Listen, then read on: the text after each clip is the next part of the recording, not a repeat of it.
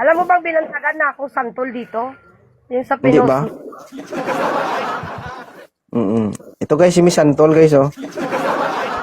Mm. Live guys, ang live mo ako umakyat, santol na yung tawag sa akin. Ayaw mo nun? Bakit ka nandito? Nag-ano, siyempre. Wala ngang makita eh. Grabe yung pagkaipit ba? Walang Brian, malaki pa rin yan, uy. Hindi naman ipit Baka hindi na... Huwag mo ipitin masyado, baka hindi makahinga. Hindi ako naka-push up, bre. Kala mo. Wala namang ano? Wala namang ibang damit? Tapos sa tela yung damit ko, mainit kasi. Oo. Laki ng santol guys, oh. Giant. Uy, wag mo na kasi akong tawaging santol eh. Tinatawag na tuloy akong santol. Ilan taon ka na? 32 nga. 32 years old. Pangatlong akyat ko na dito eh. Ano, antayin mo siguro na mahinog muna. Bago mo ipapita sa iba. Ha? Pitas ko na nga. Wala kasing nagpipitas nito eh.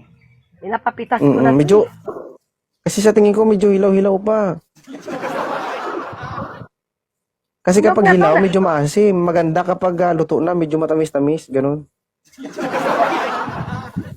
Ano nga ng anak ko to, ibig sabihin, pwede nang pitasin. Ganun ba? Marami mang lalaki dyan sa inyo. Wala talaga dyan. Ayaw ko. Gusto ko dito nga. Dito talaga sa live ko. Yung mga malapit, baka mapitas to. Ay, ano bang balak mo? Ipapitas mo naman talaga. Ay, tapos ayaw mo. Sa live mo, baka dito na yung makapitas. Wala kasi akong bet dito eh.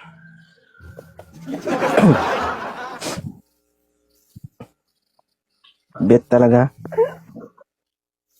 Oo. Alam mo namang mga bet ko yung mga lalaki. Wait lang, mami, ah. To, kakak. Kakak. Magpakit ka.